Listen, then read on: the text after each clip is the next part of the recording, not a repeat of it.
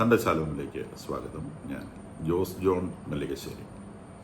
United കിങ്ഡത്തിൽ UK നടന്ന തീവ്ര വലതുപക്ഷത്തിൻ്റെ വലിയ ഒരു പ്രകടനം കഴിഞ്ഞ ആഴ്ച സംഭവിച്ചത് നമ്മൾ അത് ഈ പ്ലാറ്റ്ഫോമിൽ ചർച്ച ചെയ്തില്ല.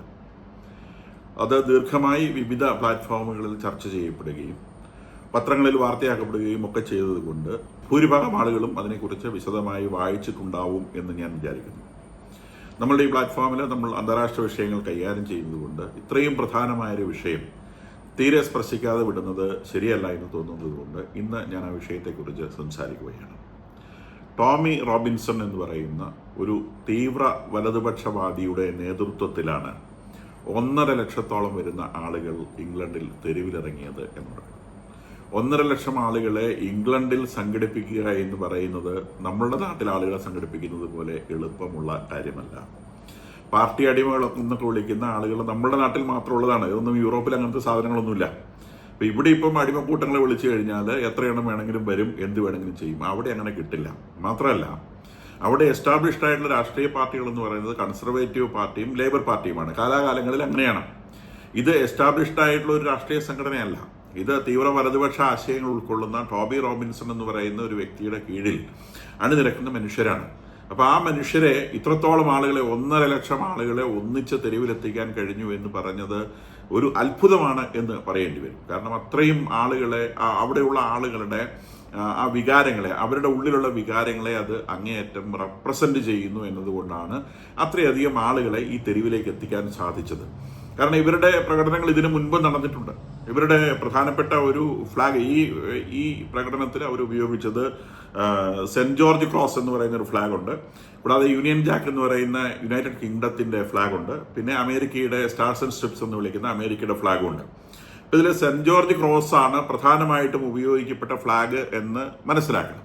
ഈ തീവ്ര വലതുപക്ഷക്കാരെ എപ്പോഴും അവരുടെ പ്രകടനങ്ങളിൽ പ്രത്യേകമായി സെന്റ് ജോർജ് ഫ്ലാഗ് എടുത്ത് ഉപയോഗിക്കുന്നുണ്ട്. സെന്റ് ജോർജ് ഫ്ലാഗ് എന്ന് പറയുന്നത് UK യുണൈറ്റഡ് കിങ്ഡം എന്ന് പറയുന്നത് 4 രാജ്യങ്ങൾ ചേർന്നുണ്ടായ ഒരു അഗ്ലോമറേഷനാണ്.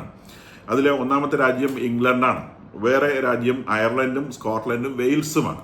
അപ്പം അയർലൻഡും സ്കോട്ട്ലൻഡും വെയിൽസും ഇംഗ്ലണ്ടും കൂടെ ചേർന്നുള്ള 4 രാജ്യങ്ങളുടെ ആ അസോസിയേഷനെയാണ് യുണൈറ്റഡ് കിങ്ഡം എന്ന് പറയുന്നത്. United kingdom. അപ്പോൾ ഈ 4 രാജ്യങ്ങളും നമ്മളുടെ ഇവിടുത്തെ ഓരോ സംസ്ഥാനങ്ങൾ പോലെ നമുക്ക് വിചാരിക്കാവുന്നതാണ്. അതിന് മൊത്തമായിട്ടുള്ള ഒരു മന്ത്രിസഭയുണ്ട്. അതാണ് ബ്രിട്ടീഷ് പ്രധാനമന്ത്രി എന്ന് പറയുന്ന ആള്. ബാക്കി ഓരോ രാജ്യങ്ങൾക്കും, അത് ഇംഗ്ലണ്ടിനായിക്കൊള്ളട്ടെ, അയർലൻഡിനായിക്കൊള്ളട്ടെ, സ്കോട്ട്ലൻഡിനായിക്കൊള്ളട്ടെ, വെയിൽസിനായിക്കൊള്ളട്ടെ, ഒരു ഫസ്റ്റ് മിനിസ്റ്റർ ഉണ്ട്. നമ്മൾ മുഖ്യമന്ത്രി എന്ന് വിളിക്കുന്ന ആ സ്ഥാനത്തിരിക്കുന്ന ആൾ ഫസ്റ്റ് മിനിസ്റ്ററാണ്. അപ്പൊ ഈ പറയുന്ന യുണൈറ്റഡ് കിങ്ഡം ഒന്നിച്ച് തന്നെയാണ് ഈ സമരത്തിന്റെ പുറകിലുള്ളത്. പക്ഷേ ഈ സെന്റ് ജോർജ് ക്രോസ് എന്ന് പറയുന്ന ഈ ഫ്ലാഗ്, അത് ഇംഗ്ലണ്ടിന്റെ ഫ്ലാഗാണ്. ചരിത്രപരമായി അത് ഇംഗ്ലണ്ടിന്റെ ഫ്ലാഗാണ്. 12ാം നൂറ്റാണ്ടിലാണ് ആ ഫ്ലാഗ് ഡെവലപ്പ് ചെയ്യുന്നത്. അത് കുരിശ് യുദ്ധങ്ങളുടെ കാലത്ത് ഇംഗ്ലണ്ടിൽ നിന്ന് പോയിരുന്ന ആളുകൾ ഉപയോഗിച്ചിരുന്ന ഫ്ലാഗാണ്. അപ്പൊ കുരിശ് യുദ്ധക്കാര് അവരുടെ കയ്യിലേന്തിയിരുന്ന, കുരിശുദ്ധത്തിന് പോകുന്ന സമയത്ത് അവർ കയ്യിലേന്തിയിരുന്നത് കുരിശും അതുപോലെ അവരവരുടെ രാഷ്ട്രങ്ങളുടെ ഫ്ലാഗുമാണ് കയ്യിലേന്തിയിരുന്നത്. ഇവരെ അന്ന് കയ്യിലേന്തിയിരുന്നത് സെന്റ് ജോർജ് ക്രോസ് എന്ന് പറയുന്ന ഫ്ലാഗാണ്. സെന്റ് ജോർജിന്റെ ക്രോസ്. ഇനി ഇപ്പോഴത്തെ ബ്രിട്ടീഷ് ഫ്ലാഗിന് നമ്മൾ പറയുന്ന യൂണിയൻ ജാക്ക് എന്നാണ്. ആ യൂണിയൻ ജാക്ക് ഈ saint George cross, that is pattern of England. ഇംഗ്ലണ്ടിന്റെ പാറ്റേൺ ആണ് സെന്റ് ജോർജ് എന്ന് പറയുന്നത്. അദ്ദേഹത്തിന്റെ ക്രോസ്, അദ്ദേഹത്തിന്റെ കുരിശ് വെർട്ടിക്കൽ ആയിട്ടുള്ള കുരിശാണ്. That is superimposed on red saltire of saint Patrick. Saint Patrick ആണ് അയർലൻഡിന്റെ വിശുദ്ധൻ, അയർലൻഡിന്റെ സംരക്ഷകനായിട്ടുള്ള വിശുദ്ധൻ. അപ്പൊ ആ വിശുദ്ധന്റെ ഫ്ലാഗ് റെഡ് സാൾട്ടയർ എന്ന് പറഞ്ഞാൽ, റെഡ് സാൾട്ടയർ എന്ന് പറഞ്ഞാൽ ഒരു വെള്ള നിറത്തിലുള്ള കൊടിയിൽ എക്സിന്റെ ആകൃതിയിലുള്ള ഒരു കുരിശാണ് സെന്റ് പാട്രിക്കിന്റെ കുരിശായി കരുതപ്പെടുന്നത്. ആൻഡ് അതിന്റെ കൂടെ സാൾട്ടയർ ഓഫ് സെന്റ് ആൻഡ്രൂവിന്റെ സാൾട്ടയർ, അത് എഗെയിൻ വെള്ള തുണിയുടെ മുകളിൽ നീല നിറത്തിലുള്ള ഒരു ക്രോസ് ആണ് ഈ സെന്റ് ആൻഡ്രൂവിന്റെ ക്രോസ് ആയിട്ട് വരുന്നത്. അപ്പൊ ഈ 3 ക്രോസുകളും കൂടി സെന്റ് ജോർജ് ക്രോസും റെഡ് സാൾട്ടയർ ഓഫ് സെന്റ് പാട്രിക്കും and blue saltire of saint ആൻഡ്രൂവും ചേർന്നുണ്ടാക്കിയിട്ടുള്ള ആ കൊടിയുടെ പേരാണ് യൂണിയൻ ജാക്ക് എന്ന് പറയുന്നത്.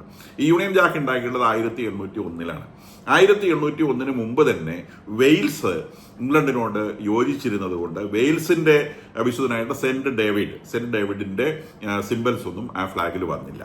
അപ്പൊ ഈ 3 രാജ്യങ്ങളുടെ, അതാണ് യൂണിയൻ ജാക്ക് എന്ന്. അപ്പൊ യൂണിയൻ ജാക്കാണ് ഇംഗ്ലണ്ടിന്റെ ഔദ്യോഗിക കൊടി. പക്ഷെ ഈ തീവ്ര വലതുപക്ഷ പ്രകടനങ്ങളിൽ ഇവര് നിരന്തരമായി ഉപയോഗിക്കുന്നത് സെന്റ് ജോർജ് ക്രോസ് ആണ്. അത് കുരിശ് യുദ്ധങ്ങളെ ഓർമ്മിപ്പിക്കാനാണ്. അപ്പൊ സ്വാഭാവികമായിട്ടും കുരിശ് യുദ്ധങ്ങൾ എന്തായിരുന്നു എന്ന് നമുക്കറിയാം. അറബികളുടെ കീഴിൽ അറബികൾ ജെറുസലേം പോലെയുള്ള ഇസ്രായേൽ വിശുദ്ധ നാടുകൾ കൈയടക്കി വെക്കുകയും യേശുവിനെ സംബന്ധിച്ച് അങ്ങേയറ്റം പ്രാധാന്യമുള്ള പ്രദേശങ്ങൾ അവരുടെ കയ്യിൽ അകപ്പെടുകയും ചെയ്തപ്പോൾ അതിനെ മോചിപ്പിക്കുവാൻ വേണ്ടി യൂറോപ്പിൽ നിന്നുണ്ടായ ഒരു ക്രൂസേഡിന്റെ പേരാണ് കുരിശുയുദ്ധങ്ങൾ എന്ന് പറയുന്നത്. കുരിശുയുദ്ധങ്ങൾ ഏകദേശം 100 വർഷത്തോളം ഈ പറയുന്ന വിശുദ്ധ പട്ടണങ്ങൾ തങ്ങളുടെ കൈപ്പിടിയിലാക്കാൻ കുരിശുയുദ്ധക്കാർ കഴിഞ്ഞിരുന്നു. പക്ഷേ ആത്യന്തികമായ വിജയം നേടാൻ അവർ കഴിഞ്ഞില്ല എന്നുള്ളതും ഒക്കെ ചരിത്രത്തിന്റെ ഭാഗമായി നമുക്കറിയാവുന്നതാണ്. അതിന്റെ ഡീറ്റെയിൽസിലേക്ക് നമ്മൾ തൽക്കാലം കടക്കുന്നില്ല. അപ്പൊ ഇംഗ്ലണ്ടിനെ സംബന്ധിച്ച് എന്താ ഇപ്പൊ സംഭവിച്ചത്, അല്ലെങ്കിൽ യൂറോപ്പിനെ സംബന്ധിച്ച് എന്താണ് ഇപ്പൊ സംഭവിച്ചത്?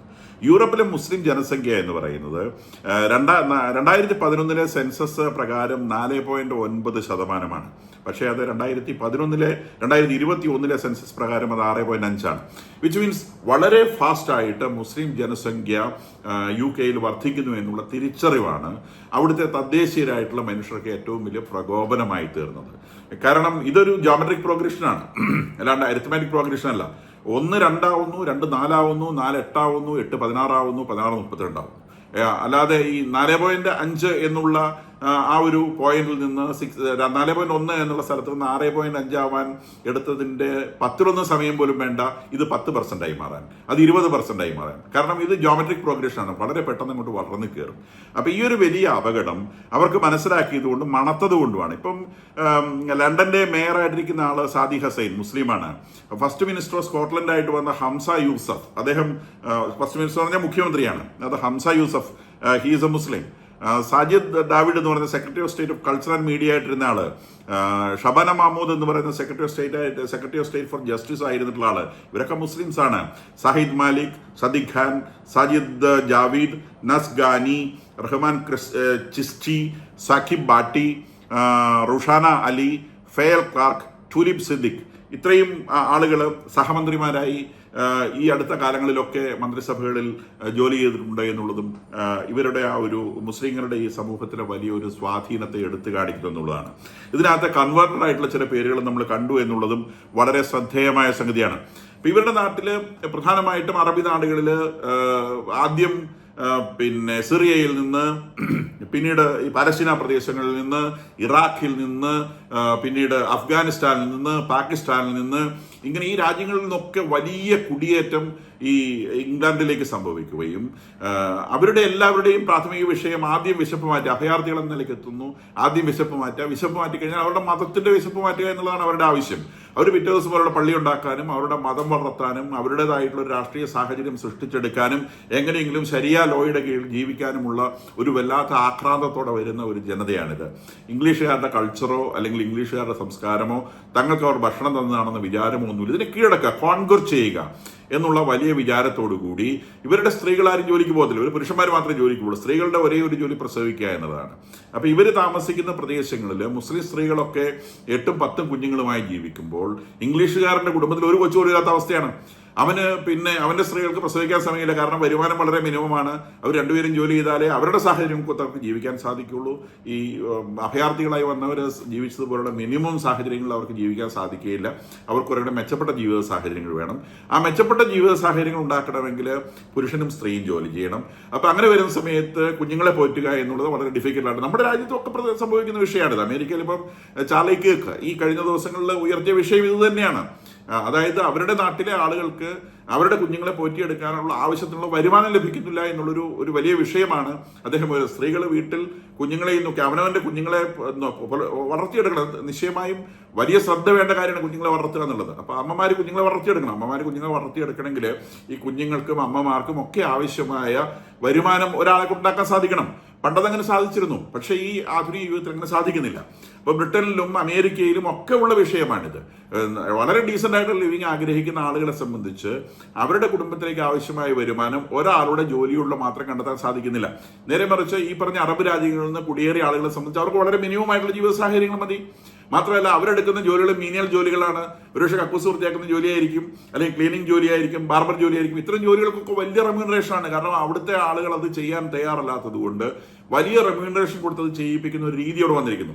അപ്പൊ നമ്മുടെ നാട്ടിലെ ഇത്തരം ജോലികൾ കിട്ടുന്നത് പോലത്തെ റെമ്യൂണറേഷൻ അല്ല വെസ്റ്റേൺ കൺട്രീസിൽ ഇത്തരം കാര്യങ്ങൾക്ക് ലഭിക്കുന്നത്. ഈ ബാർബർമാരൊക്കെയാണ് ഏറ്റവും കൂടുതൽ ഏണിംഗ് ആയിട്ടുള്ള ആളുകൾ. അവനെ സംബന്ധിച്ച് അവന് 4 കുഞ്ഞിനെ 5 കുഞ്ഞിനെ പോറ്റാൻ പറ്റും.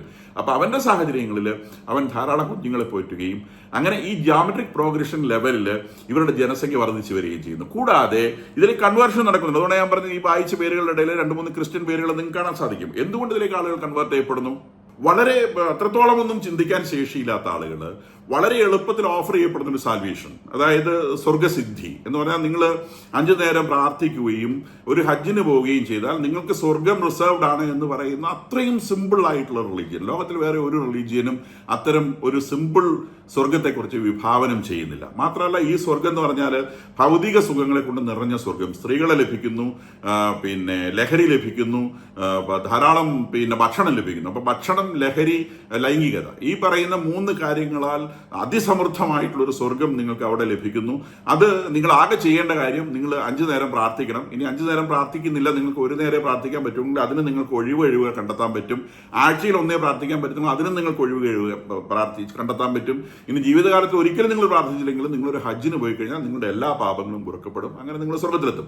അപ്പൊ അത്രയും സിമ്പിൾ ആയിട്ടുള്ള റിലീജിയനിലൂടെ നിങ്ങൾ ഫോളോ ചെയ്ത് നിങ്ങൾക്ക് എറ്റേണൽ സുഖം എന്ന് പറയുന്ന ആ വലിയ സുഖം, ധാരാളം സ്ത്രീകളുടെ, ധാരാളം ലൈംഗികതയുടെ, ധാരാളം ഭക്ഷണത്തിന്റെ, ധാരാളം മദ്യത്തിന്റെ ഒരു വലിയ സുഖം ലഭിക്കുമെന്ന് പറയുന്ന ആ ഒരു വിഡ്ഢിത്തത്തില് അതിന് രമിച്ചു പോകുന്ന ബുദ്ധിരഹിതരായ ധാരാളം മനുഷ്യർ ഈസി ലൈഫ് ശീലമാക്കി കുറെ ആളുകൾ ഇതിലേക്ക് കൺവേർട്ട് ചെയ്യപ്പെടുക കൂടി ചെയ്യുന്നുണ്ട് എന്നുള്ള വലിയ അപകടം തിരിച്ചറിഞ്ഞതുകൊണ്ടാണ് തങ്ങളുടെ രാജ്യത്തെ എങ്ങനെയെങ്കിലും രക്ഷിക്കണമെന്ന ഒരു ചിന്ത ഇവരുടെ ഉള്ളിൽ ഉണ്ടാവുന്നത്.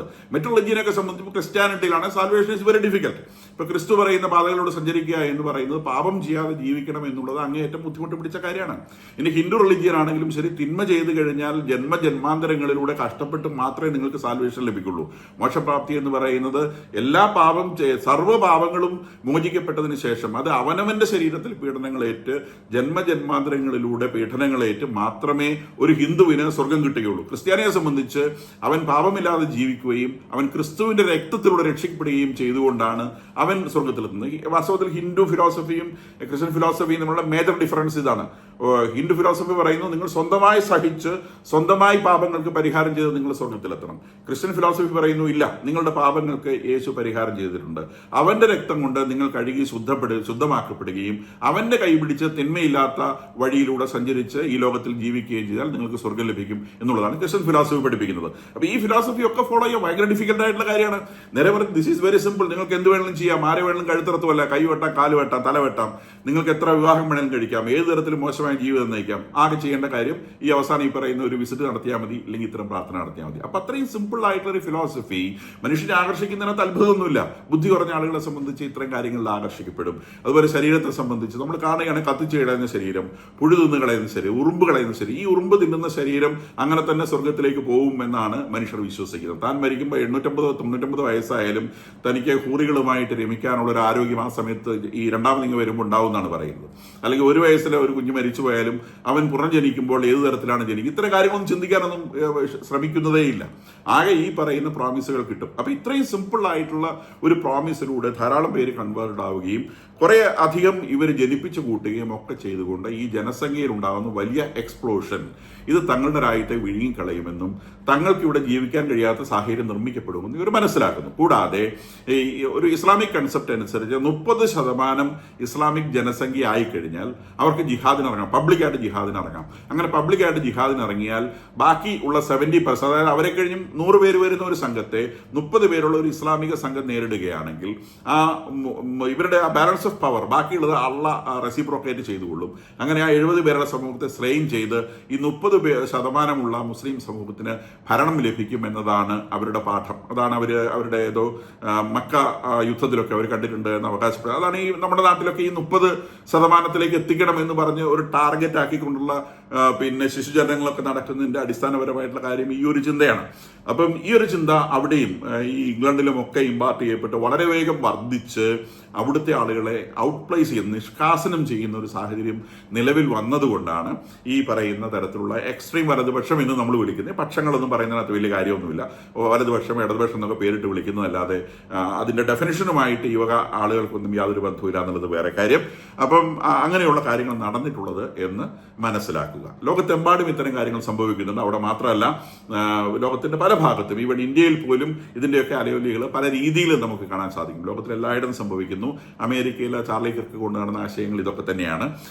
ഇത് യൂറോപ്പിലെ എല്ലാ രാജ്യങ്ങളിലും ഇത് പടർന്നു പിടിക്കുന്നുണ്ട്. ഫ്രാൻസിലായിക്കോട്ടെ, ജർമ്മനിയിലായിക്കോട്ടെ, മറ്റു രാജ്യങ്ങളിലൊക്കെ ഈ ആശയങ്ങൾ പടർന്നു പിടിക്കുന്നുണ്ട്. അവനവന്റെ എക്സിസ്റ്റൻസിന് ഭീഷണിയാവും എന്ന തരത്തിലേക്ക് ഇതെത്തുമ്പോൾ അവനവന്റെ വേരുകളിലേക്ക്, അവനവന്റെ ഉറവിടങ്ങളിലേക്ക് തിരിച്ചു പോവുക എന്നുള്ളതാണ് ഇവരൊക്കെ ചെയ്യുന്ന കാര്യം. ഈ പറയുന്ന പ്രകടനങ്ങളിലൊക്കെ മുഴങ്ങിക്കേട്ടത് ക്രിസ്ത്യൻ പ്രാർത്ഥനകളാണ്.